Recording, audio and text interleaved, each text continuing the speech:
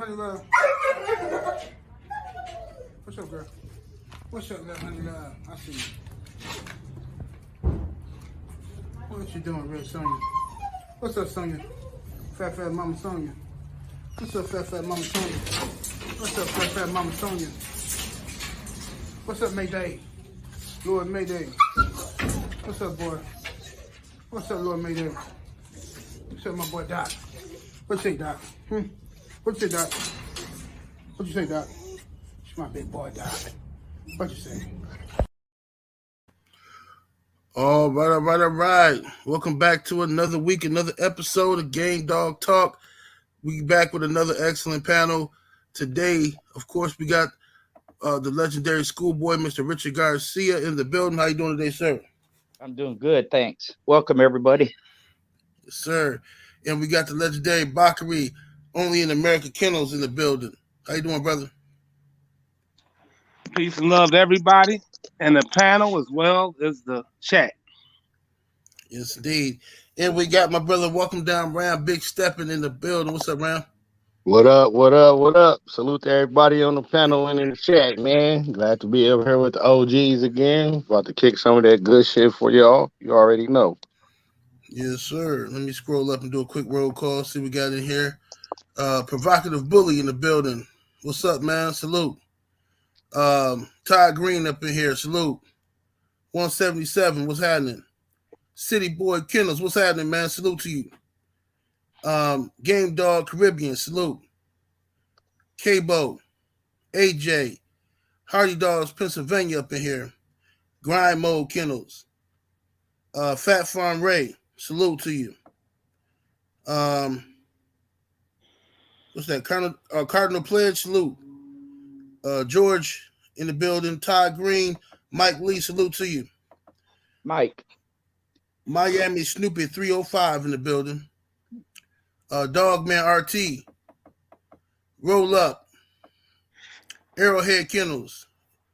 Live Life Real. What's up, bro? Hams of the Lionhead. YM87. Salute. Mike G. Cano Loco Sports. What's that? Bob Jr. Valley Boys Kennels. 704 Troy. Let me see here. Marlo Bulls. Mark Wonderlynch. Young World. Hank the Tank. Dead Game Boxing. What's that? Kellister Selman, salute. Game Bread Pitbull Hall of Fame. All right, salute to everybody in the building, man. Can't read everybody, but I appreciate everybody being in here. Thank y'all for being here, man. Smash that like button. And we about to cook. All right. So, first things first, let's get down to it. Let's get down to it here. Let me get up here. All right. First question of the day. Questions came in from, of course, we put out I put out the post and people put up questions for the week. So we got a few of them today we're going to go through. And anybody in the chat that wants us to answer a question for them specifically, just put it in the super chat and we'll guarantee to get to it. All right. First question. Historically, what is the biggest upset the panel has ever seen in a match where the expected dog did not come out on top? We can start with you, Brother Bakari. Have you ever seen like that, anything like that, an upset? I seen a few. I refed a few. One of them would be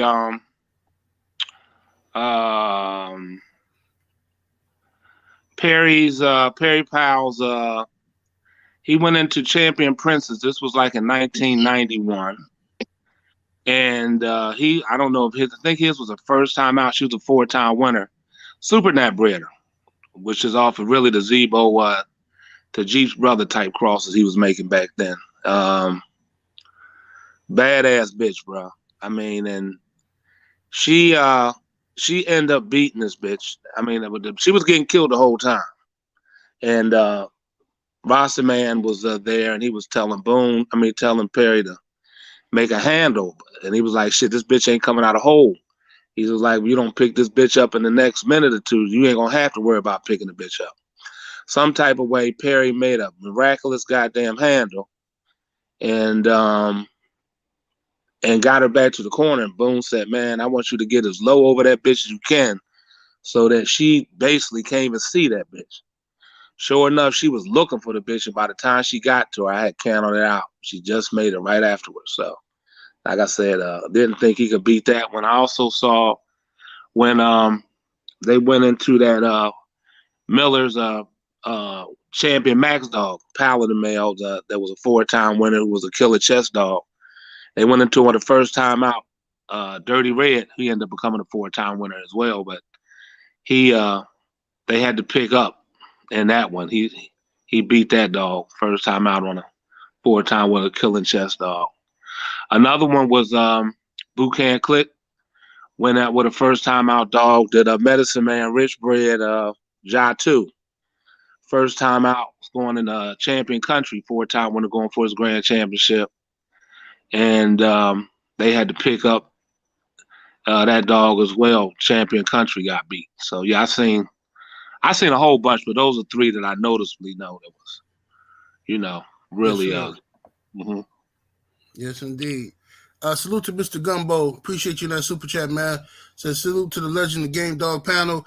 He says Bodrew Bloodline 100. Salute, Mr. Gumbo. Salute, bro. Appreciate you, man. SBC Kennel, salute to you in that super chat for showing love. Thank you, man. Appreciate the support. What's up, Lala D? I see you in the building, sister. Mr. Garcia, witness any upsets? Yeah, a couple of them. A lot of times because you don't know the dogs really, the upset is during the show. So one time this kid from Central America, he brought 2 dogs, and one of them he's going from Central America. I forgot what country it was, but he's going from Central America to Mexico City, and then Mexico City up to Tijuana. And he was just a kid, man, probably 18, 19 years old. And I didn't know it till afterwards, but in Mexico City, he used a female. I think they were litter mates, but he used a female. He won in 7 minutes. So from there, he left that show and had to travel another 1,700 miles to Tijuana, right? And they start off, and his dog's doing okay, and he was going against a hard biter, and that hard biter opened his shoulder up, man, like a big old plug. And when that happened, his dog looked panicked. His eyes got real wide. He looked like, man, he ain't gonna make it. He don't want this no more. And the kid started talking to him. And when that happened, everybody started calling bets. And in Mexico, they use pesos, so it's 500 pesos, 1,000 pesos. It's not a lot of money, but he was taking them all, and people were looking at him. What are you doing, man? Your dog bleeding out, and he's gonna lose.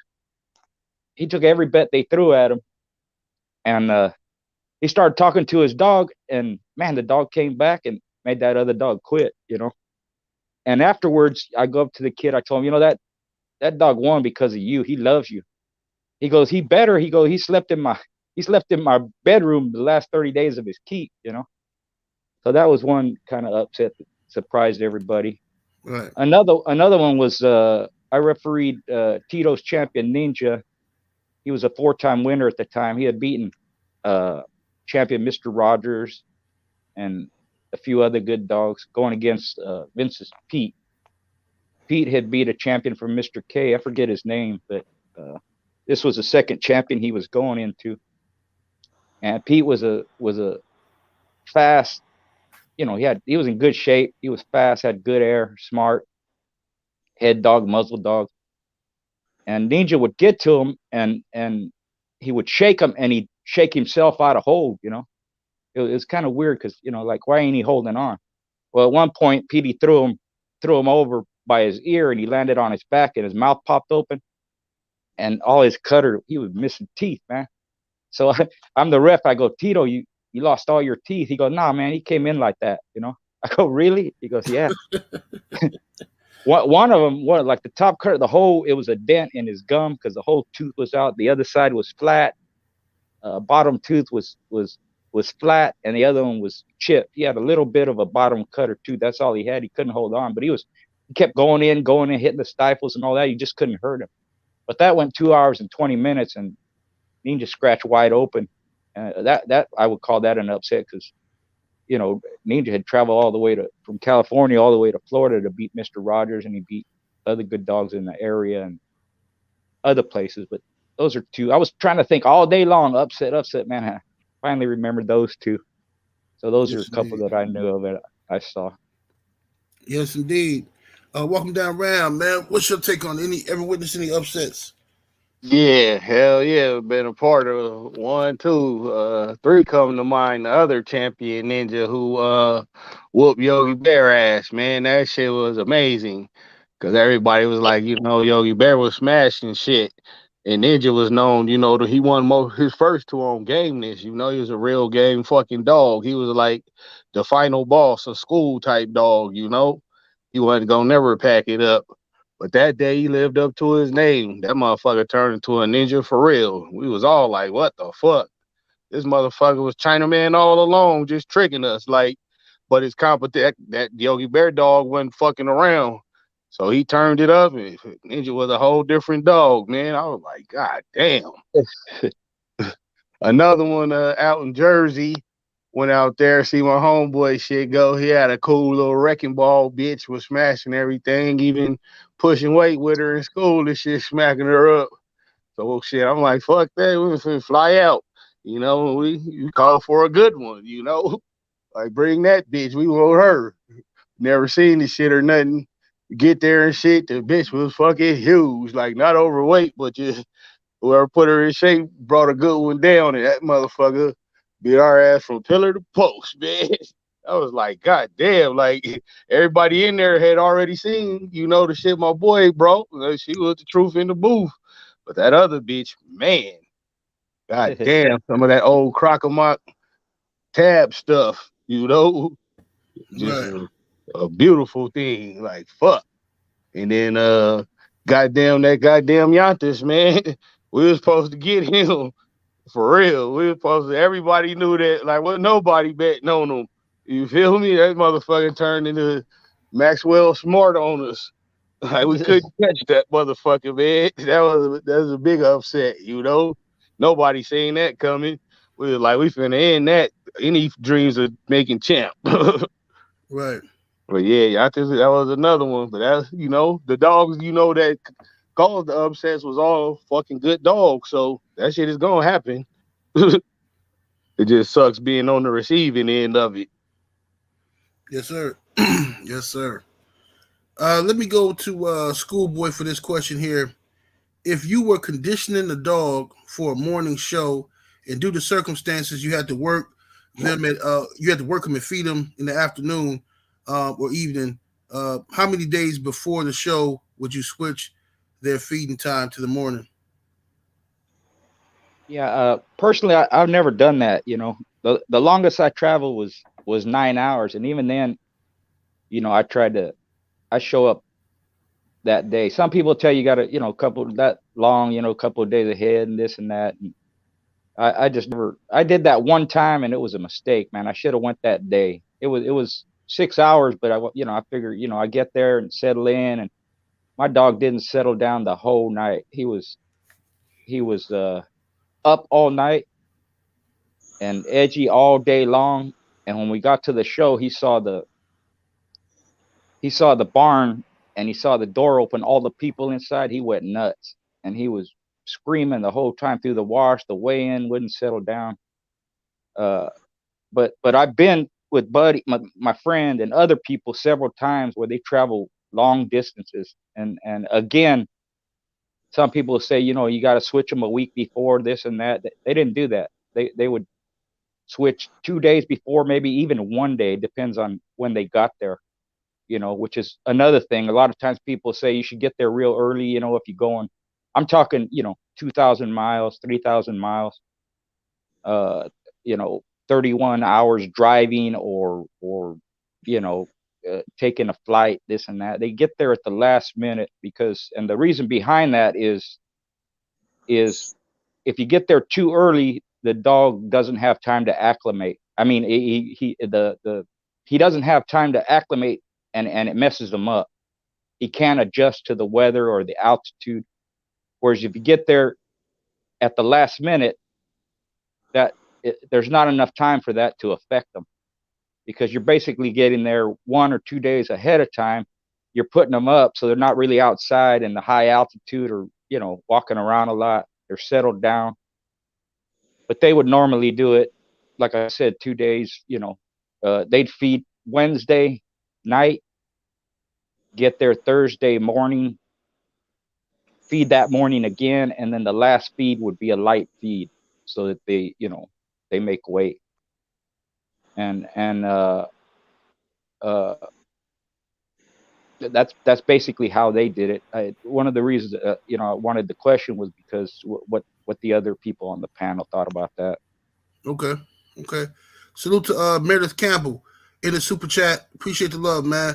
Much love, much appreciation, man. He says thanks for the great interview earlier this week, 78, and salute to the brothers on the panel. Ram, do you know where to go for the alligator red boy cross? Ram, you there? Yeah, I'm here. Shit. Only I don't even know if the dude we got the dogs initially from that we had got them. Like I say, like the last little bit of that we had to put our bitch down. That was that exact cross because she had fucking cancer and shit. But she was up there in age. Shit, it's best to just make it, bro. You got his hookup, shit. I'll tell you where we got it from. Yeah. We'll get with you, Meredith. I know how to get hold of Meredith on Instagram. Yeah, bet.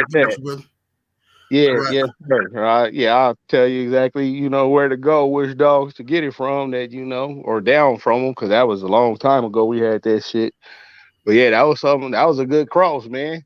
That was a cross that I wouldn't have made, but I'm glad the dude who did it did do it, because that litter turned out to be pretty good. Yes, sir.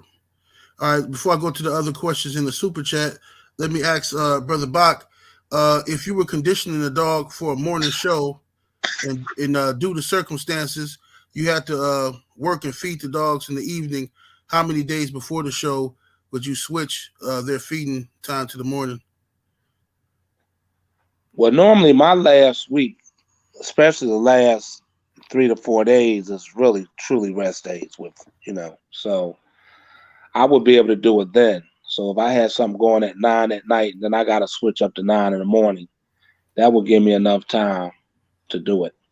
Secondly, I differ on Brother Garcia on his last statement.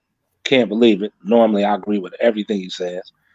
Me, myself, even being a former athlete, I want to get acclimated to an area before. I mean, I remember the first time I went to Georgia and felt like I couldn't even come outside because being around that many goddamn palm, what's those type of trees? Not palm, pine trees.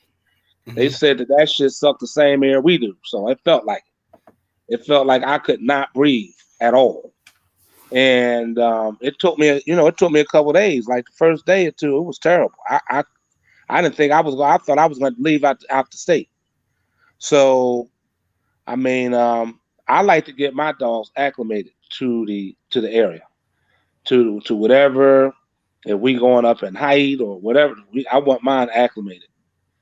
So I bring mine a couple days before. I mean, and it don't even have to be no long distance thing either. I believe, and if I got the time, which I'm gonna make time, I'm getting there. I don't give a damn if I'm just 6 hours away. I'm gonna be there a day before, easily, because I need to make different preparations.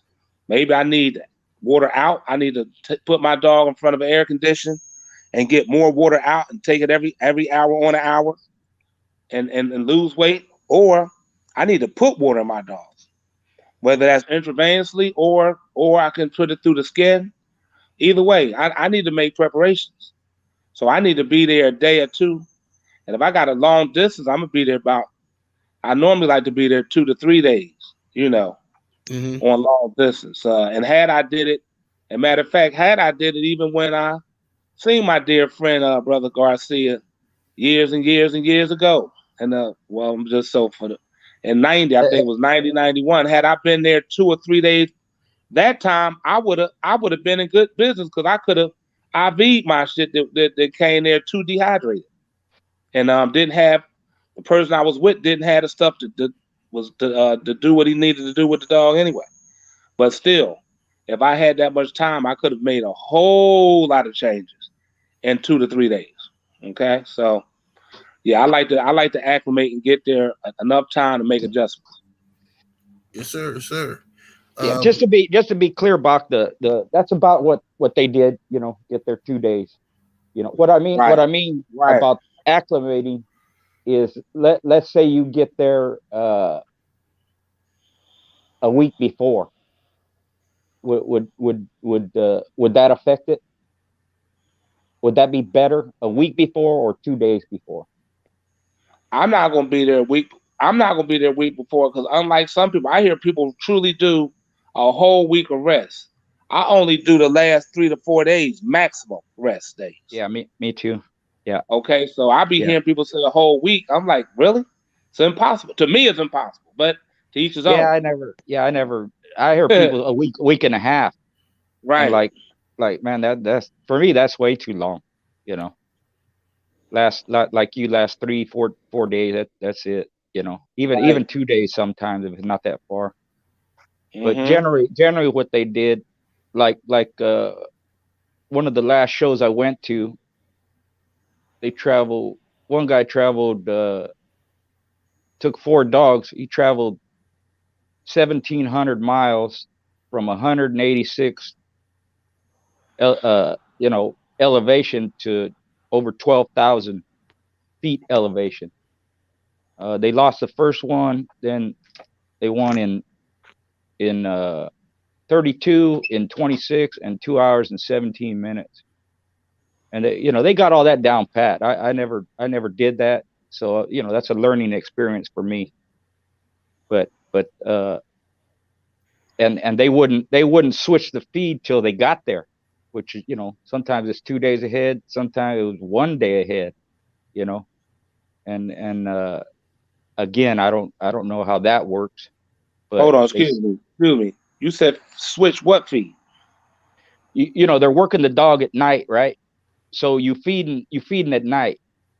The show is in the morning. Oh, I'm sorry. I get what you. I just want to make sure we wasn't talking about when you said switching the feed. We weren't talking about switching over to another feed. I'm sorry. No. Yeah. Okay. And they switched to the morning feed 2 days or even 1 day ahead of time. It don't seem to affect the dog. They do good. So that was a question that came up, and I was wondering what everybody else thought about that, if they ever done it. Well, let me say this. Excuse me. Switching the feed the day before would be hell because, and we've been emptying out at 9 o'clock. So to do that in a day, I don't know how the hell they gonna catch when he's going to be able. That's the reason for the question, Bob, because they do it and it works. It don't make sense to me, but I don't see how it could work. Let me say this: if I'm drying out, which most everybody got their own drying out, but I'm gonna just use mine. I'm dexing.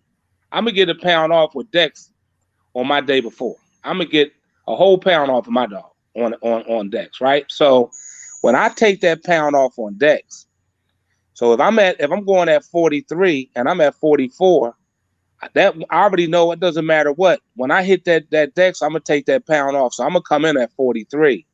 But damn, if I already got a feed in me and I got the extra pound, I'm at 45 and some change. How the hell am I know where I'm at? You see what I'm saying? Yeah, I see what I'm not disagreeing. I just seen them do it. That's all I'm saying. There's no way I would be able to do that.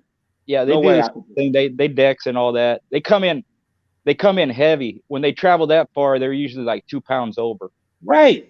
But you 2 pounds over in water weight, not food. Yeah, not food. Exactly. Right. Exactly.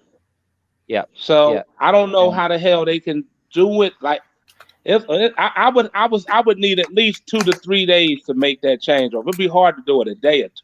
I would need about 3 to 4 days, to be honest, to be back where I got him her settle back in her, and I know, you know, when it's going, It seemed like it would throw them off, you know. It's got to throw them off because they've been eating at 9 o'clock at night. Yeah. So we know we have all the way until 9 o'clock that night. You understand? But we wait. They done did everything, so we back to we know exactly what weight we at. So I got to at least have 3 to 4 days to be able to switch that all the way back around. I almost got to skip the damn feed and look like with the regular feed and do something on a more liquidy type on just to get it back on the schedule. Yeah. You see what I'm saying? From a different time. Me personally, Yeah. but yeah, good point, because they do feed light, I think. I wonder Right. if they work Yeah. them while they got the food in their stomach to kind of help them speed up the digestion, you know? Yeah. Because it don't make sense to me either. I'm trying to put it they together. all Like, rested. Yeah. And that the show I mentioned, they beat a champion, beat a grand champion, and a 2-time winner. And they went different times, you know, short times and long time too. I gotta ask them how they do it. Shit. Yeah. What is the secret? God damn it. Yeah. That'd be.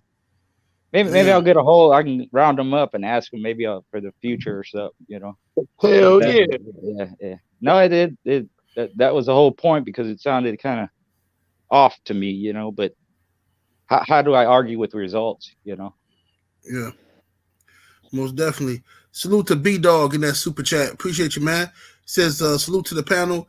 Anything y'all know about the cotton bullet dog, or anything thoughts about that blood? What are your thoughts about the blood? Ram, you know anything about the cotton bullet blood?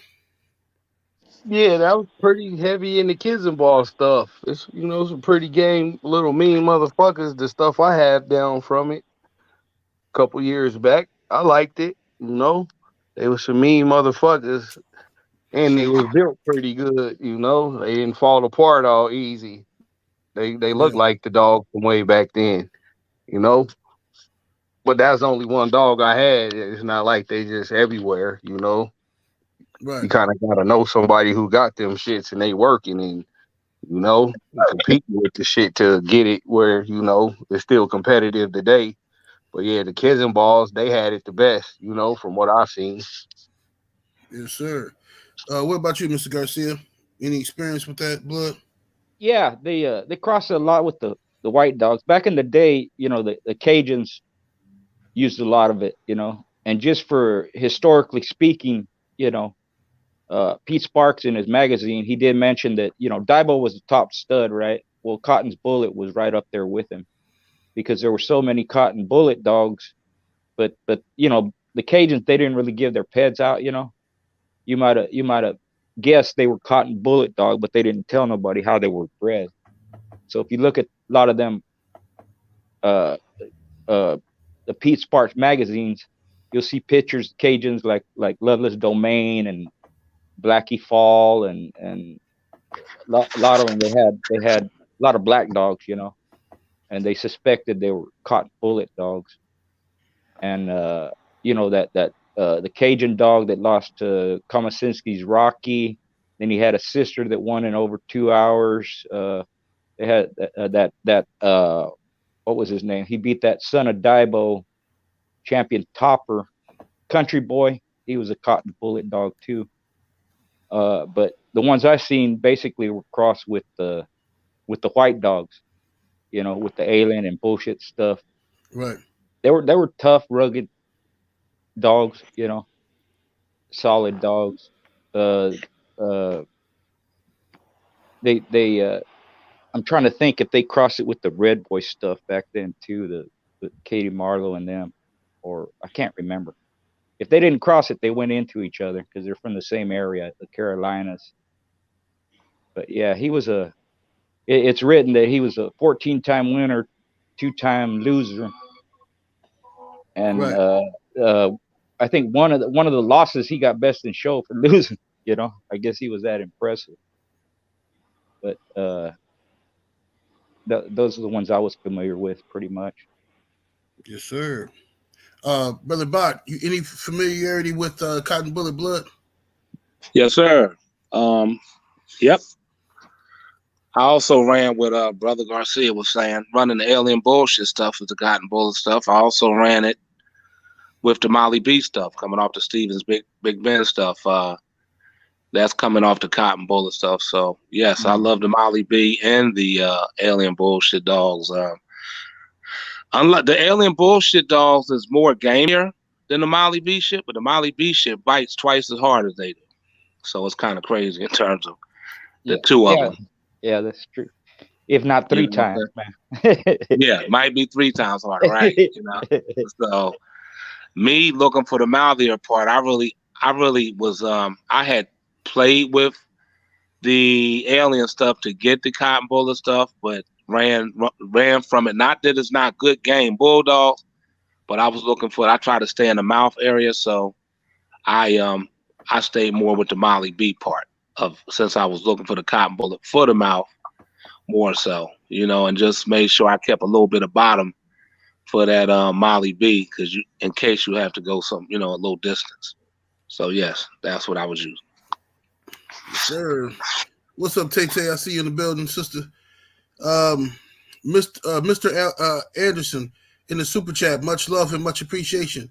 He said, what other anchors could you use besides car axles? Ram, I guess he talking about for his yard. What you know about that, Ram? Shit, that's all I use is fucking axles, bro. Just because these dogs be so goddamn strong, man, they're known to pull anything else up unless you cement some shit down in there to connect the chain to. Like car axles, bro, that's the best for real. Like I've yet to have one pull one up before I could re-anchor that bitch back down. You know? So I've never used anything other than car axles. Right. Okay. Let's see here. What Mr. Garcia or Bach, do y'all got anything to add to any anchors he could use? I mean, I pretty much always use the same thing. I couldn't tell you nothing that I use differently. I've always just used the same thing, axles, brother. You know. Yeah. If it ain't broke, don't fix it. Right. Yeah, I've seen Ram touched on it. I did the same thing, use axles. Those are the best, but I've seen people get the chain and put it into a cement block and then bury the cement block. I never trusted that because you'd have to bury it pretty deep, which they probably did, you know, but it just gives it so it don't tie up. I guess it don't get tied up, you know, it moves on top of the dirt freely. You know, it just, I never trusted that because it seemed like, you know, it could snap or something, or they could, if they're strong enough, they might pull it out of the damn ground unless you got buried a few feet, you know, and that's extra chain, extra costs and all like that. But the axles are proved to be the best. Let me just say this. I did try that. I mean, well, we couldn't get all the axles I would need at one time. And the buddy was said that he knows. He said that. And we put them down about 2-3 feet in the ground, and we had a real heavy goddamn flood in Georgia this particular time, and goddamn it, they weren't coming up. So I said, never that again. Yeah. Never that again. Yeah. Good point. Sir. Yes, sir. Salute to the sister Lala D. Appreciate you in that super chat. She said, salute 78. Could you please read 2 questions from Loyalty Kennels instead of me retyping in the super chat? Thank you, sister. Loyalty Kennels, because of the way you formatted your question, I'm not going to read your question, brother.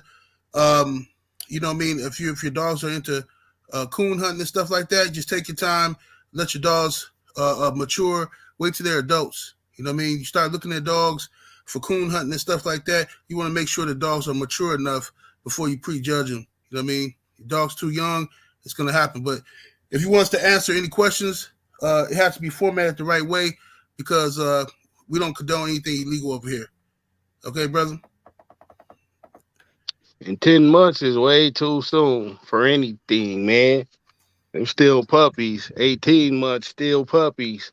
Especially if they ain't fucking cranked on. Just sit on them. Be patient. You know, you fuck around and might ruin some good dogs if you keep on. Yeah. Yeah, don't be in a rush, man, to ruin your dogs, man. You know what I'm saying? Don't be in a rush. John Batts in the super chat, much love, much appreciation, man. He says, how important is knowing pet history? Is it better breed good dogs together regardless. He said, is it better to breed good dogs together regardless? In other breeds, breeders don't fuss about pets as much. Okay. Let's go with you, Brother Bach. How important are pets in breeding?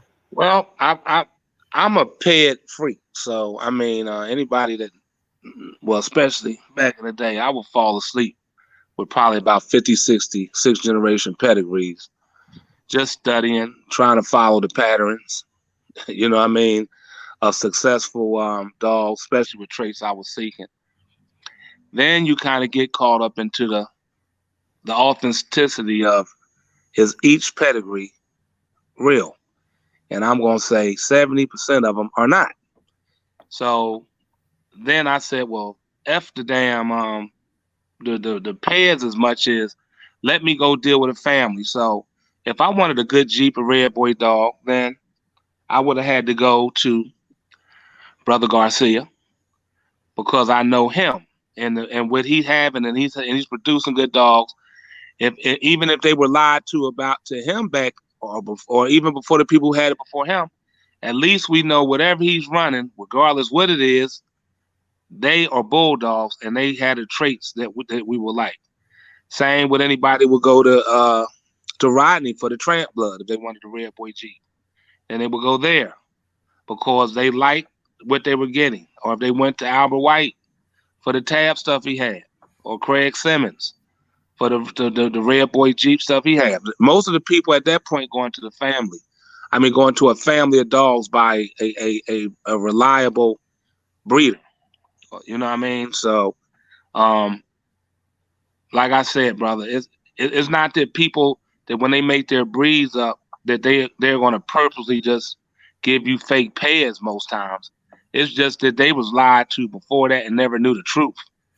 So I mean, it's cool to put something into the pairs, but it's still better to know the family. So most people would know a Bolio dog when they seen them, or a Red Boy dog if you seen them, or an Eli dog or Chinaman. You start kind of when you're familiar with the family, you will see that dog, and it'd be very often that you be mistaken of what that particular bloodline is, more so than get caught up into the pedigrees.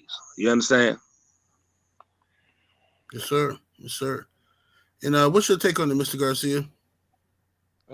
Exactly what Bach said.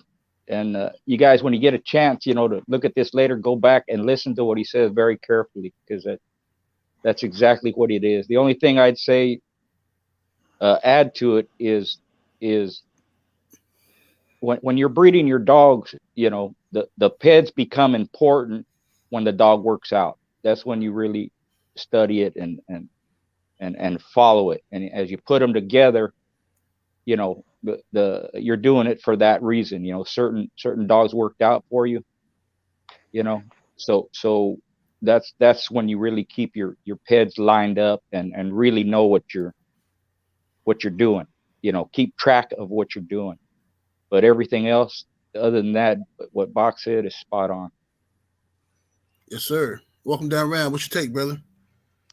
Man, the OGs stole all the good answers again, man. Shit. Damn, because that's how it go, though.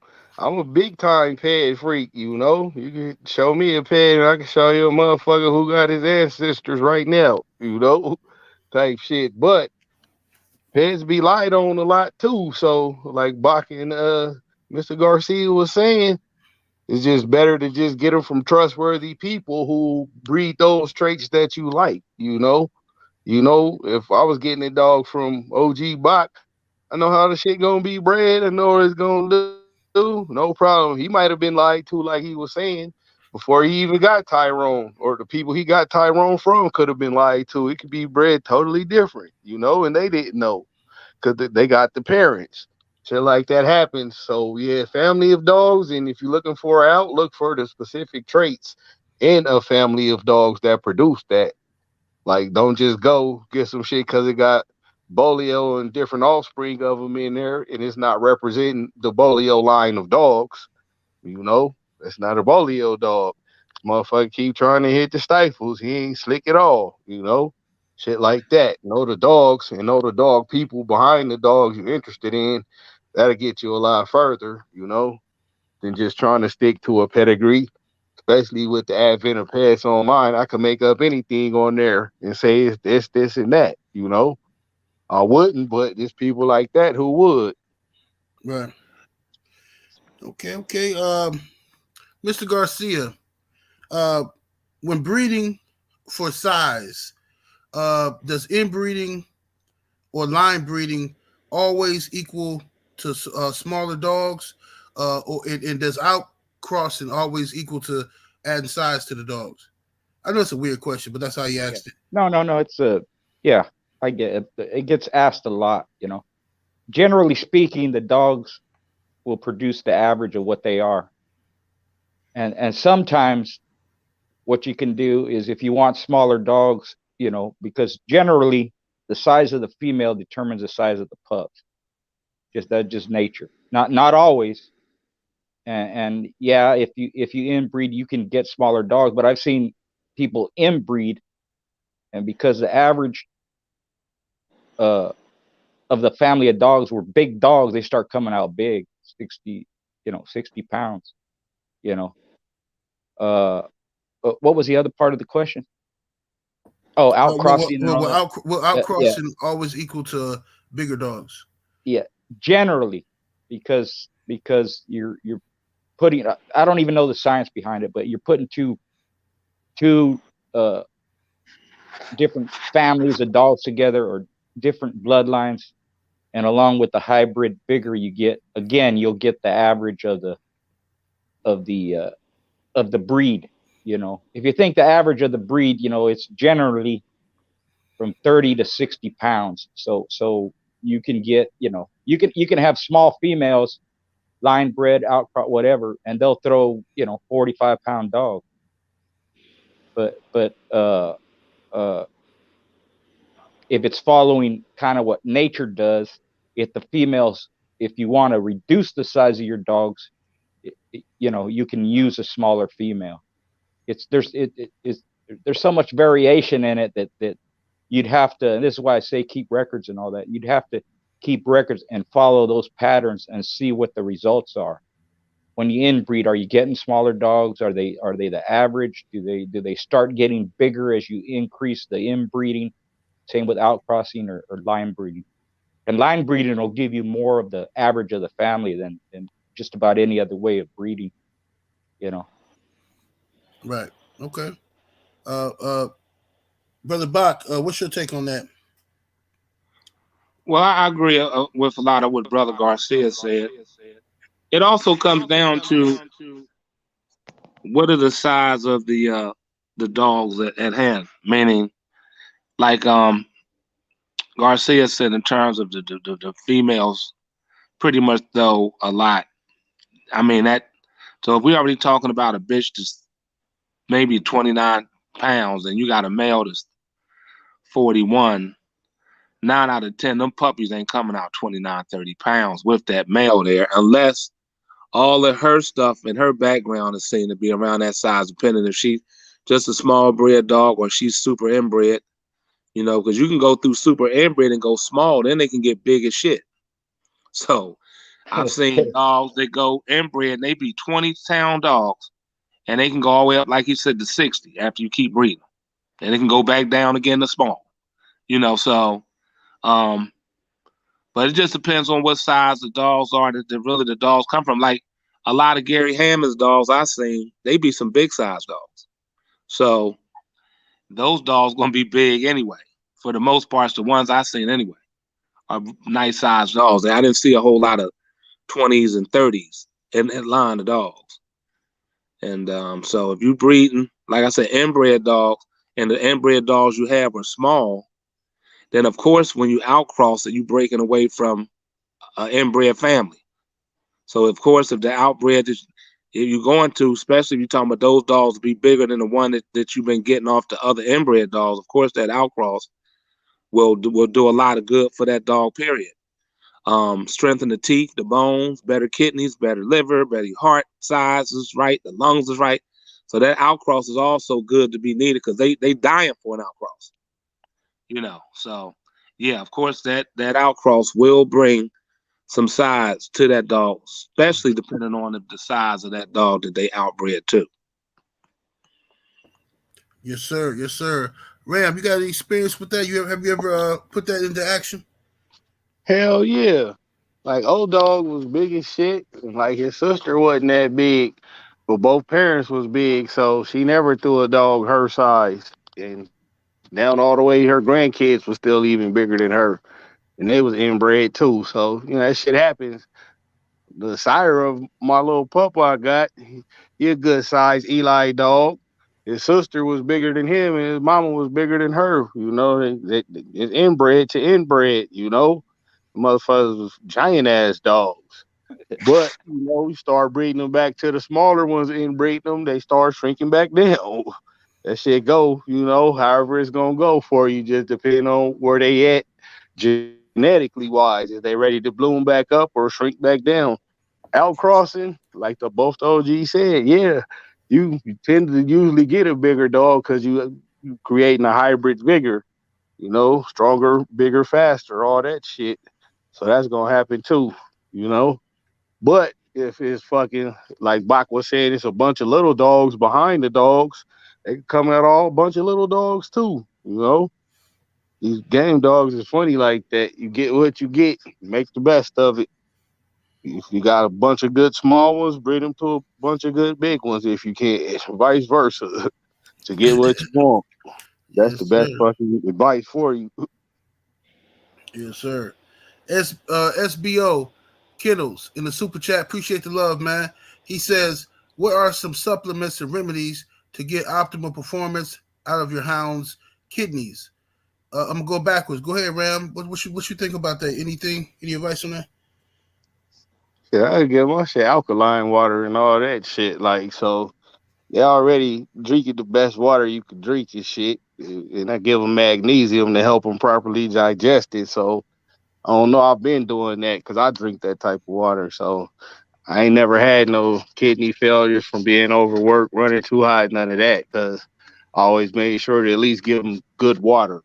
Supplements and all that, I'm not real big on supplements. I never been a big supplement guy like that, So I Yeah. don't want to tell you nothing that. And again, my environment is different. It's dry out here, so even if I did have something that might work for me out here, who's to say it's gonna work for you the same? And you in a cold environment, you feel me?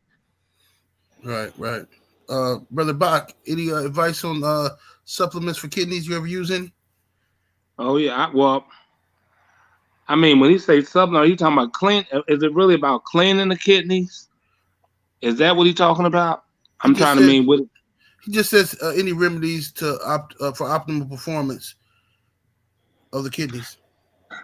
I mean, well, I use milk thistle. Well, I'm gonna just say this: I use milk thistle when using when I was using certain things with my dogs. You feel what I'm saying? I Right. would use that afterwards. It was definitely needed. Most of the time, I use different probiotics, cranberry juices, and vinegar and water. And, I even do a little vinegar. I use just stuff to clean the kidneys while they in keep. It wasn't that I was using supplements for the kidneys. I mean, I was throwing a little baking soda in my water. You know what I mean? Just to actually clean keep my kidneys clean from any of the things or any toxins and stuff that was used in what I'm using. Also, I use activated charcoal, and I had them drink that throughout the keep. Also, it's good for getting the toxins out the body, and more toxins you can get out the body helps your liver, pancreas, and your kidneys. So I use stuff like that, apple juice, probiotics, even a little sauerkraut or straight just probiotic tablets, you know, for their kidneys. Right. That's what I use. Mm-hmm. Yes, sir. Mr. Garcia, any experience with that? Not a lot, but I agree totally with Bach and Ram too. The thing with you know, one of the things you're looking at a dog, especially when you're in keep, is every time they piss, how does it look? And just like people, you know, when you wake up in the morning, you know, your piss is kind of dark, and during the day or in the evening, you know, it should lighten up. If it doesn't, then you might have a problem. You know, there's a lot of it is just using your eye and seeing how the dog acts and all that. But if you really pay attention to their urine, you know, you'll see you'll see what kind of health, if you want to say, their kidneys are in. But the all the stuff Bach said, that's spot on too. Yes, sir. Let's go here. Next question here. What are some products or methods one can use for a gyp after whooping puppies to get her back in top-notch shape? Any advice on that, Mr. Garcia? I'm sure there are. You know, there's my method was just exercise and diet. You know, afterwards, if they're real heavy, you know, afterwards, let's say you overfed or whatever, you know, you want to adjust their diet and start exercising them. You know, don't put too much stress on them, you know, because they already been through a lot of stress of carrying the pups and whelping the pup. And if they're underweight and weak, then you want to adjust the feed up. You know, you shouldn't really let them get, you know, they'll look if they're really bloated, heavy pups, even if you're feeding them good, they'll look, you can see bones and stuff, you know, but it's the layer of fat underneath that matters. You know, if they look emaciated, that you're not going to have healthy pups, and she ain't healthy. But my method was just basically exercise and proper diet afterwards to get them to tighten up. I'm sure they have stuff, you know, maybe the rest of the panel will know, but I wasn't familiar with it. Okay. Yes, indeed. Brother Ram, anything you any methods or products you use to get your female back in shape after having a litter? Like OG Garcia was saying, exercise, diet, and I would also, you know, juice some aloe vera for, put some in her water, let her drink that, and also, you know, make some aloe vera gel to rub on with a warm towel over them to kind of help them start, just to keep the blood flow in, get the rest of the milk out. Another thing too I would do is I wouldn't let them fucking stay on her too long, you know? Like, soon as they could fucking start eating hard food, like, I take them off. Like, you motherfuckers got sharp ass teeth now. Get to it, you know? And that helped too, because some people will leave them on there too long and them hoes will never go back up. And flapjack titties, I don't care how, like Honey Bunch. Yeah. Keep them clean too, you know. Keep them. Don't have them in a dirty environment, you know. Yeah, keep them clean. Twice a day, I will, you know, wash her teats off while she, you know, getting the rest of the milk and all that out of her system. Got her on a good probiotic run. I use probiotics every day though, so I didn't even think that, you know, that would be a kid. That might be another reason too why I ain't never had no kidney issues. Right. All right, Brother Bach, any experience with that? On how to get a female back looking good in shape after having a litter? Well, you know, every bitch is different. You know, like, you have some females just like you have women. You know, they bounce right back after children, and some got stretch marks and body never come back the same. You know what I mean? They're just right. They all gonna be different, bro. I mean, you know what I mean? You see that person got 17 children, a woman. She looks like she's 17 years old, and she wouldn't get nobody to believe she got 17 children. She got a body with no stretch marks, stomach muscles, nice behind, hips, waistline, and you like, it's impossible. And then you'll see one got hit by one child, and she looked all fucked up. You know what I mean? So, you know, refrigerator, looking like refrigerator Like a dessert. bag of wet bread. Yeah. but basically, I mean, what I do, you know, 'cause I can't say how my female gonna bounce back and look like she was never had, you know, pups before, but I just go ahead and give my same thing I do while they on puppies. I start off once they start dropping pups, I go ahead and make sure I get beef. Chicken gizzards, livers, hearts, along with beef liver to my females all through there while they're feeding the pups, and a little bit afterwards. I have them come back on a puppy food. I have them just coming right off of puppy food. I don't put my females on no Victors or none of that other shit. All that high protein is not helping them. They ain't working. The pups ain't working. So before you burn kidneys up, stop with all the high fucking all the damn high protein. You know, so I just go with fatty things. Shit that she gonna be able to retain some fat. That's so I'm gonna give mine. Like I said, I make chicken and boil it and give her a whole lot of broth, chicken broth in her food. Take the chicken and mix it in there. I just take all the bones out, and I do that through the whole way. And then, like I said, what I also do is when she's off the pups, I just take and put my bitches in vinegar water, and that pulls the titties. Vinegar water, I put it pretty hot, not just gonna burn them, and that draws the titties up immediately. And I just keep feeding her until her bodies come back. So of course she's gonna eat way more. If she was on a regular 2 cup a day maintenance food, well, until that bitch come all the way back, she gonna be on 4 cups with all type of goddamn chicken. I'm giving them yogurt for a probiotic, and you know, just regular shit you would do for your woman. I'm doing for the damn dog. You know. Yes, sir. Yeah. Good point. I'm a brag here a little bit because Bach made a good point. My wife almost 60 years old, and maybe she's always been active, tireless. You know, she's always been active. She don't have one stretch mark, man, not one. Right. She just, you know, I don't know what it is, but that's a good point, Bach. That kicked in my head when you said that, because I tell her that all the time. Man, you don't have no. I got more stretch marks than she does. Right. I ain't had no kids yet, you know. You say yet. Yet. I don't think I worry about that. Worry about that. Bro. Yeah. Yeah, shit. I like stretch marks, man. It's stretch marks sexy to me when a woman. I like that shit. Look like she just busted on out or something. You know what I mean? Yeah. You know. Can I answer a question? You used to be fat or you used to be skinny. Either way, I'm here. Can I answer? Can I answer one of the questions? Yes, sir. A person said, "Why do you take the bones out?" I don't feed my dogs cooked bones, brother.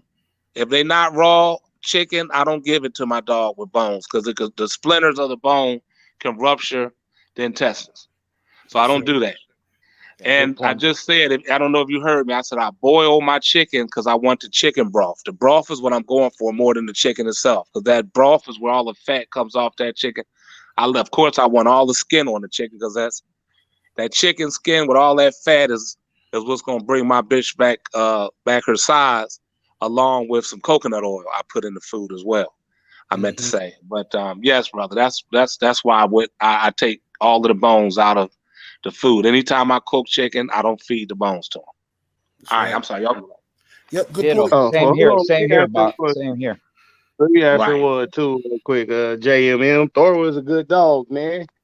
For real, just enjoy your shit, raise it up, and if she pan out for you, find a good Jeep dog to put it to, and then, you know, send me 10% later, you know, for plugging you up. But yeah, I like that Thor stuff. That's some good dogs in that stuff, man. You know, just be patient with it because they start up early. You know, just let them grow. They good looking dogs too. So yeah, good luck with her. Yes, sir. Okay, when it comes to a dog's ancestry, how much does each generation contribute to giving to a pup? It says, how far back can you go in determining ancestral contribution? interested. Mr. Garcia, what's your take? Generally, the dogs up close are the most influential, so you can, grandparents and parents generally, but if you passing the traits from generation to generation, you like certain things and you keep those traits in your dogs, and the dogs that have it, if they're able to pass it on, you could do that almost indefinitely. But the dogs up close generally are the most influential, and with that being said, other than looking at pictures of the past, you're talking 10 generations, seeing colors and the body structure and all that, you might not know what the past has. You're just guessing that okay, these dogs, they got to have some of those traits of the dogs of the past because they're in their lineage. But it's generally the dogs up close that have the most influence, because the parents 50%, grandparents 25, and great grandparents 12.5, like that. But you can pass certain trait, anyone you want, just about generation after generation, and you can also, if you're keen on a certain individual, you can keep that individual's traits in your family of dogs, whether you're inbreeding, line breeding, even outcrossing. You just have to use the dogs that retain them and are able to pass them on. Yes, sir. Brother Bach, what's your take on that? Anything after 5 generations don't count. So, just like Brother Garcia said, the first couple of generations are the most important. Also, let me re-answer this question. The brother said it don't matter, the bone's gonna splinter. I mean, if you don't want to take my word, I deal with veterinarians that's good friends of mine. I'm not here to really get in a debate, but I tell you what you can do, my brother. Google it or ask a vet if you want to get more professional help. They will. You can Google it right now if you want to. It's going to say it's better to give your dogs, raw bones than it is cooked bones. So I mean, I'm a hope that your dogs never have a problem, but I didn't make that up. That's not an opinion, that's factual. But anyway, all right, brother. Go ahead. I'm sorry, y'all can go back. Yeah. Well, let me reiterate that, Bob. You said Google it. Google. Ask Google what do cooked splintered bones do to a dog's inside, and they'll show you exactly, and you'll see them ripped up. Man. That I wouldn't give a dog cooked bone, not even beef bones, and that's a different.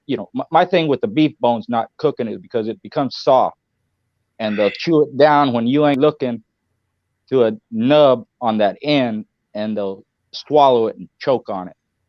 And I've had that happen to 2 of my dogs. In fact, Big Red, he almost died from that, and another one did die from that. So I never cooked a beef bone after that. But the chicken bones is worse. Whatever the chemistry is, when you cook it, it splinters different than if you don't cook it.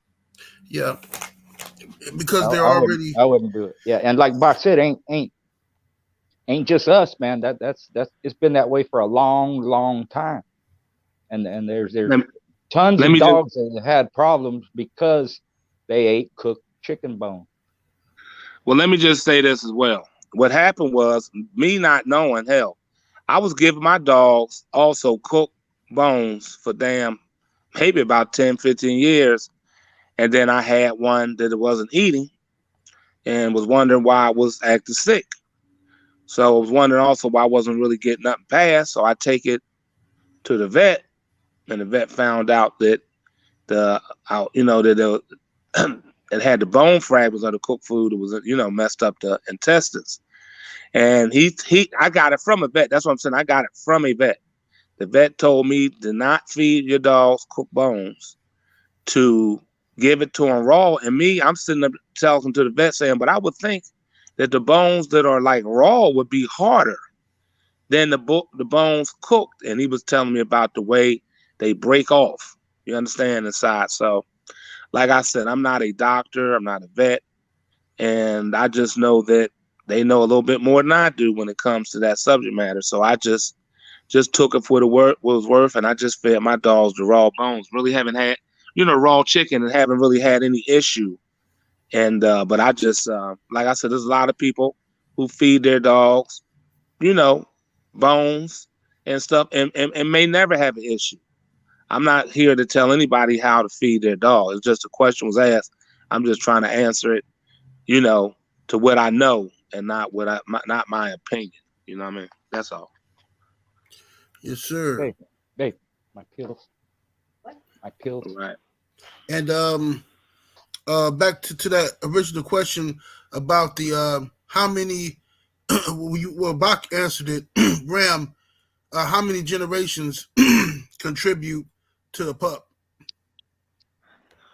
Well, I'll look at the first foe, and hopefully that the first foe is correct, and ain't nobody lying on the dogs and the pedigrees, But that's why my standard be high as fuck. Like, motherfucking gotta be winners, off winners, and all off producers, all of that shit, man. Just because I'm trying to stack the deck in my favor, so 4 is enough for real for me. Now I've seen some be thrown back from up to 6 generations back. I bred a dog I had that had Jeep in them twice, once in the third, once in the fourth, to some good COLBY shit, and got a dime dog. But dime was pretty close in my dog's pedigree, and it was damn near line bred on the bitch I fucking bred too.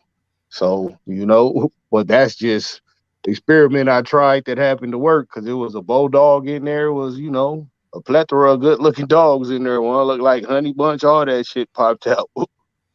But 4, you should be good, because it's hard enough to track down the 4, If I wasn't fucking savoir faire with the dogs, like, I wouldn't be able to tell 7, 8 about one of his dog's grandparents, Yes, sir. You gotta get out there, footwork is, get around the honest motherfuckers. Just to add to what Ram said, when you're making your own breedings, you're building your family of dogs. Do that. Check them after, see what the influence is in those 4 generations. You'll see them. You'll see which ones come out and if they're retaining them and like that. And that's what you do when you build a family of dogs. You're trying to retain traits, capture them. And you'll see pretty much, like both Ram and Fox said, 4 or 5 generations. That's the most influence. Anything after that is not really.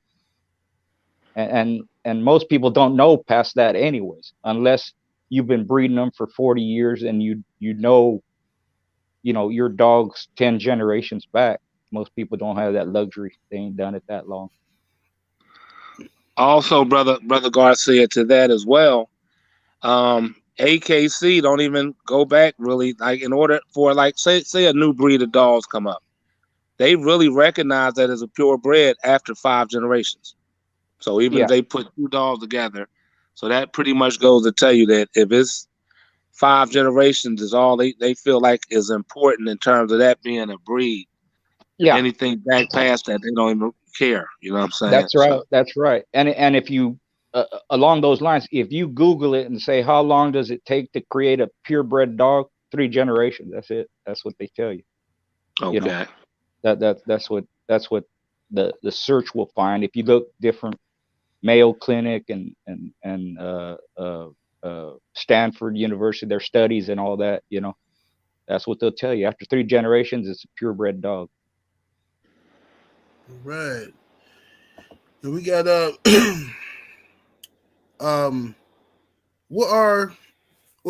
got this question here. This is another one. What's the difference between a good bulldog and a great bulldog? The guy who asked the question says that people seem to confuse the two, so he wanted the panel to break down what your opinion is on the good bulldog versus a great bulldog. Start with you, walking down Ram. Great bulldog would be Tyrone. 4 times out in the top comp, 1 4 best in shows. You don't see that shit every day. That shit barely pops up. throughout the history of these dogs do you get shit like that. He's not the only dog to do it, not the only dog in his time frame, but it shit is so far and few in between. That's how you're able to discern what's better than what, you know? You fucking went the hardest route possible and got it done 4 times in a row. Would have been 5, you know? That would have been a fucking record. It have to be. Most motherfuckers ain't lucky enough to win one best in show, so that's a fucking really great dog. Whereas, you know, some dogs would be like just average dogs. You know, there's nothing wrong with them. They just not world beaters. Red Jack was a good dog, you know, whereas Yantis was a great dog. Simple as that. That's the difference. Okay. It's not you got a good dog because you can make great dogs from the good dogs. That's where the great dogs come from. It's from the good ones. Okay. Mr. Garcia, your opinion. Yep, pretty much what Box said. Like, for instance, Grand Champion Badger, he traveled for all 5 of his wins. He beat game dogs, rough dogs. He has 1 win in under 3 minutes. He traveled to Cotton Patch and beat a 2-time winner for his own championship. You know, they as far as the dog itself, performance wise, they great dogs fight their fight or fought their fight. Talking about the past, they control the pace. They do what they want to do. They don't allow their opponent to do what he wants to do. And you're talking good opponents. You know, the camp they go into matters. The opponent itself matters. They stand head and shoulders above everything else. And performance wise, they have a lot of ability, intelligence, air, all that stuff, mouth, all that, you know. And even a smart dog that don't have mouth, you could say like Braddock, you know, 14 wins, most of them over 2 hours, fought different parts of the U.S., fought in Mexico, different handlers, you know. White Rock won all his 5 in a year's time, you know. Tyrone, of course, you know, he won 4 best in shows. And to make some kind of comparison, Grand Champion Boomerang, 5-time winner, he has 3 best in shows. So, you know, Tyrone beat that mark, you know. And they're as far as the totality of the breed goes, they're few and far between. There ain't that many of them, you know. I posted this in my group, you know. Most shows in the past, you know, and maybe everybody else will agree with me or not, but most shows are average. Then you have a bunch of them that are good, and then you have less than that are elite athletes. That's just the way it is. That's the way it goes, whether it's nature or breeding or whatever it is. You know, if you want to talk about ZEBO or art or you know, Grand Champion Shady Lady, like Shady Lady, Grand Champion Samson, you know, like that. Pit General, whole bunch of them. Pit General, Luther, yeah. Brothers. Even though we naming a lot of dogs, think how many dogs have been bred. Exactly. And competed with, you know. To get to those fucking dogs, like yeah.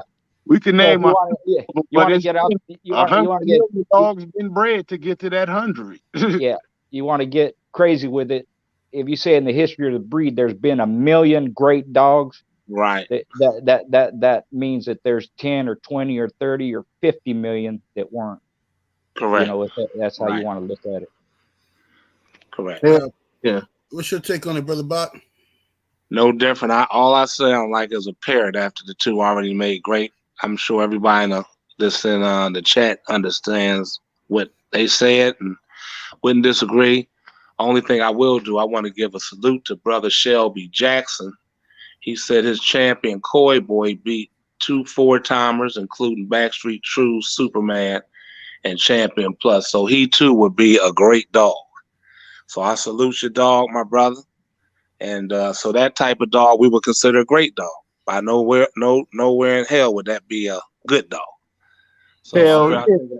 And if you got anything down from them, send a smoke signal or something. Yes,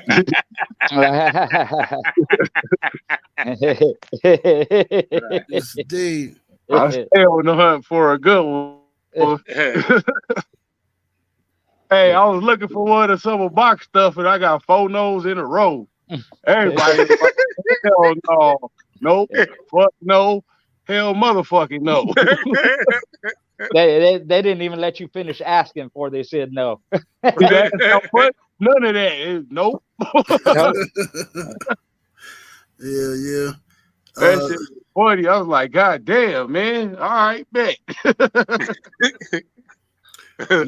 What are some possible changes to expect with a female after she has been bred, Brother Bach? I'm sorry, say that one more time.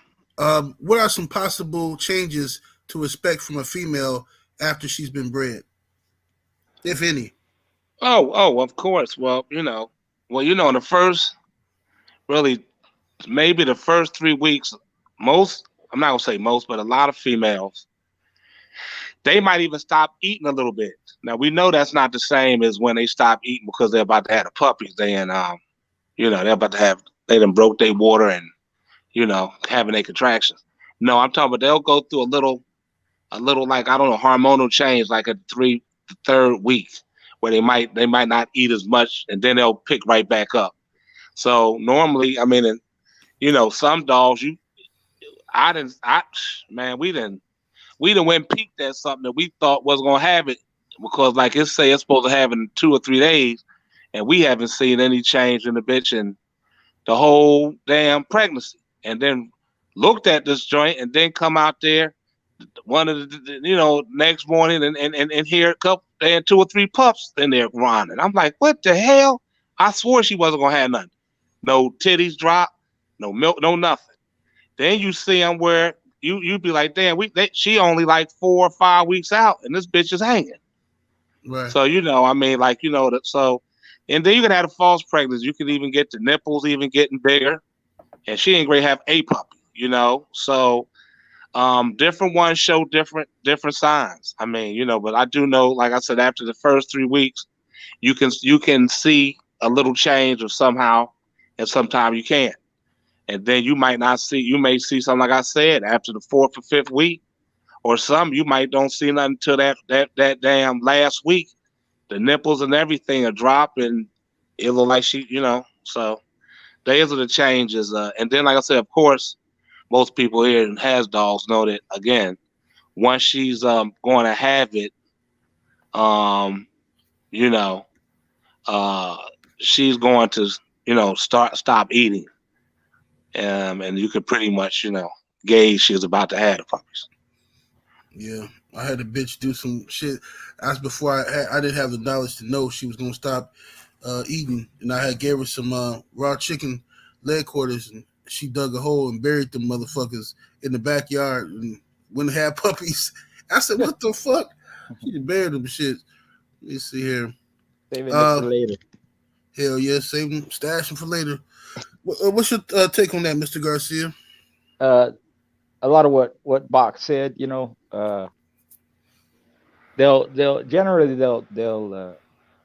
start nesting too, when they get close to that time, and usually about 12 hours out they won't eat.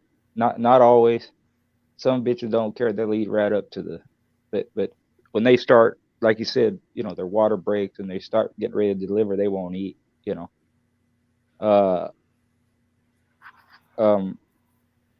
After they have the pups, whelped and all that, sometimes it helps mature them, like become a full-grown woman. But other than that, pretty much what Bach said. Even those false pregnancies, they'll draw milk sometimes, right? And they ain't pregnant, and a lot of them, they don't even look like they're pregnant, and boom, what he said about what he did with the dog reminded me of something Crenshaw said. He used to, and I don't condone this. I don't do this. I don't advise it. But he did something he called setting the pups, and he would roll his females when they were pregnant in his mind, it got the pups inside her ready for what they're supposed to do later. Oh my God. Yeah, it's crazy. I don't see no science behind it. I don't know, but that's Nothing. what he would do. That's what he would do. He would even ask people, did you set the pups? What? Did you set the pup? Yeah. Roll that bitch for a couple of minutes, while she's pregnant. This shit dangerous. Yeah. Yeah, you would think, Yeah. miscarriage and shit. But man, I'll tell you about it after the show. Ram, what's your take on it, man? What was the question again? That shit just brought me back. It was what changes, if any, do you expect from a female after she's bred? Well, like after I breed, I'll bring them in the house, so they be all like super extra loving and shit. I noticed that off the bat, especially the more like dogs who don't give a fuck. They're just chilling their spot at the crib. They just cooling out. They don't need no whole bunch of attention. But you'll start to notice that you be acting like a cat. That's what I say. Like, are you acting like a cat now, bitch? That's a good sign that it took. And again, the eating, when they getting ready to go into labor, they'll stop. The titties will drop sometimes they won't. Sometimes she'll show, sometimes it'll be like a couple days before. You be thinking ain't nothing happening. And like OG Bach was saying, you go out there and there's 3 fucking pups out there. You're like, what the fuck, bitch? I didn't even think you took. So yeah, just pay attention to her. Notice how she act when she wasn't pregnant and compare it to how she acting while she pregnant. And you could cross-reference the two and get your best information that way, bro. Yeah, man. I had this little crazy bitch one time, and it was my fault. I wasn't prepared how I should have been, but she was huge, right? Big old belly, and I let her out one day, and I had them in the garage and shit, and I let her out, and she come. I just opened up the garage door. She was in there loose. She come out, and I noticed her stomach is like not as big as it was before. I'm like, the fuck? So I go in the garage. She got pups. She built the whole fucking little den and shit. She got puppies up in there and shit. She went outside and ran around the backyard and shit. I'm like, bitch, you got puppies in here. And then I took the puppies and brought them in the house and brought her in the house. And she went right down and got the little tub and finished having them and shit. That bitch was a straight rider. I like that bitch, man, but she was just too destructive and shit. She was a hard keep for me at that time. You know what I'm saying? Wish I still had her, but at that time I wasn't prepared to have a dog like that. She was destructive as hell. Yeah. A couple of other things too is sometimes females, when we get down to having pups or after they've had them, that same day or the next day, sometimes they get aggressive towards people. They don't like you. They're defensive of their pups, and another thing is don't have them away from other dogs where they don't get worked up and get excited. They could injure the pups. Mm-hmm. We usually, I had a pen out back with nothing around, and then or sometimes we'd bring them in we had a pantry. My wife set up the pantry for whelping females, and we always spent a lot of time with them, even the kids, so it wasn't a problem when they had pups, as long as the kids don't get all jumping around and all that. They can pet her, they can then don't pull the pups from her right away, start picking them up and petting them. Just let her do her thing. My females seemed to appreciate the fact that my wife was there to help them, and she was real good about it, and they appreciated that. But some females don't like you around when they got their pups, newly born, stuff like that.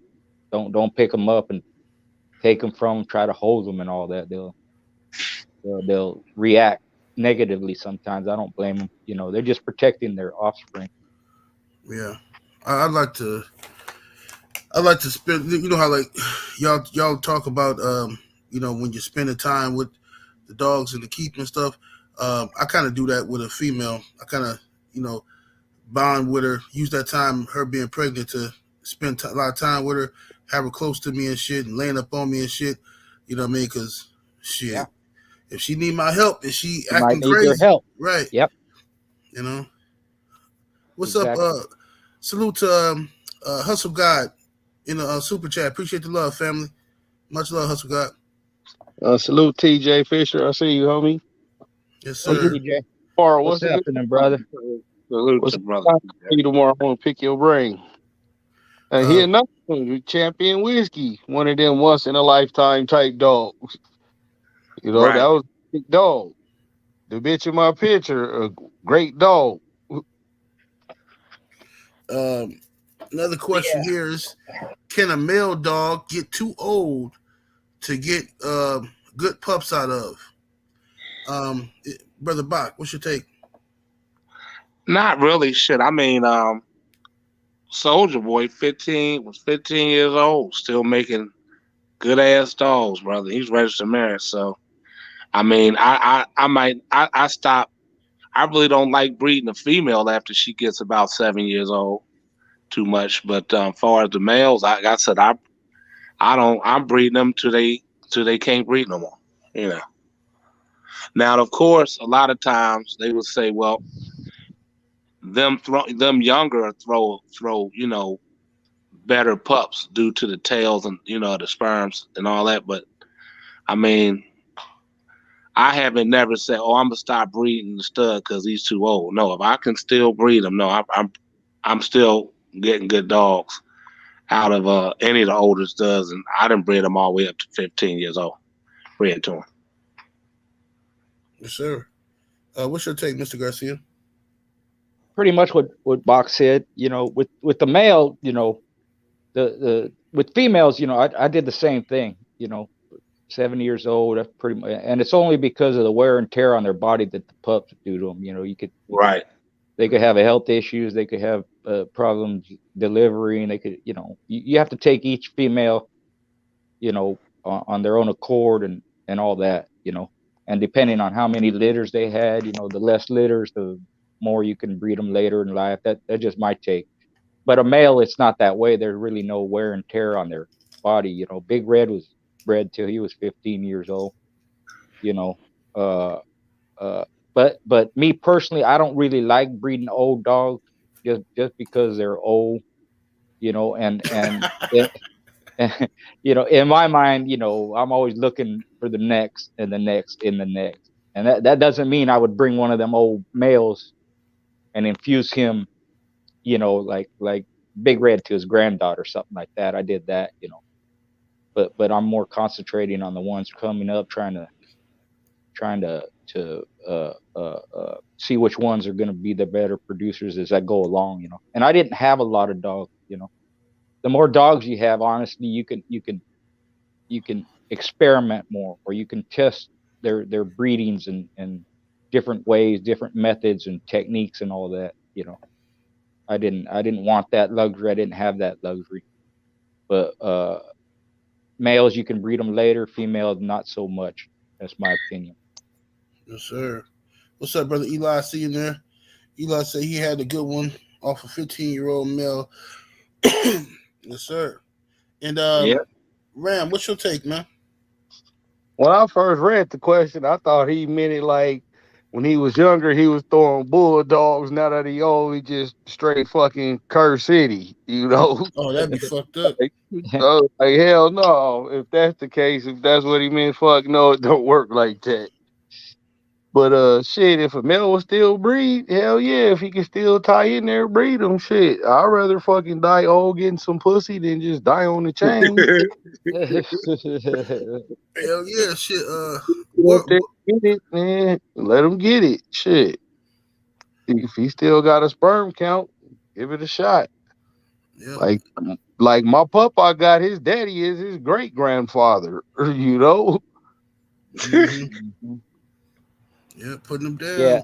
Yeah. Bobby Smith did that with Champion Bad Billy. He would help him breed. He was so old he couldn't do it on his own, so he'd mount with him, behind, hold him up, and hell yeah, have him breed like that. Gotta let him get it. Yes, sir. Yeah. Well, hey, man, this was a wonderful show. We got through this one real smooth. We got answered all the questions, even some questions in the chat. So we're gonna see y'all next week, man. But first and foremost, Bach, you got any closing words for the people? Well, I just know that one. Well, let me just. I see what one person asked me earlier about Mau Mau that I know. I'm like heard nothing but good things about Mau Mau. So Yes, don't know don't have a personal experience, but always heard good things about. That's what's up. He seems to be a knowledgeable dog man. Correct. Good people. I don't know him either, but what I've following his dogs, and I know some people that know him. He was top notch. Sure. All right, and make sure y'all go check out Schoolboy on Messenger, Facebook Messenger. And register your dogs. Man, people always tell me, "Oh man, how I get in contact with Schoolboy? I don't got Facebook." Like, bro, sign up to Facebook, man. Like, what do you want the man to give you his phone number or something? That's not gonna happen. Sign up to Facebook. It's very simple. And it's free. It's free to the motherfucker. Yeah, right. You know what I mean? Ram, go ahead and give us a disclaimer, brother. Like you were saying, though, man, hit up Mr. Garcia on the International Dog Registry shit. As always, none of this shit is intended for, nor should it be used towards any illegal activities. And if you is out there like that, man, keep that shit to yourself. It's the weekend, so shit, y'all motherfuckers be safe. Don't be out there drinking and driving. Barebacking no ugly bitches and not pulling out. Trust me, you're gonna have ugly kids. The kids not gonna look like you. They're gonna look like her. Don't do it.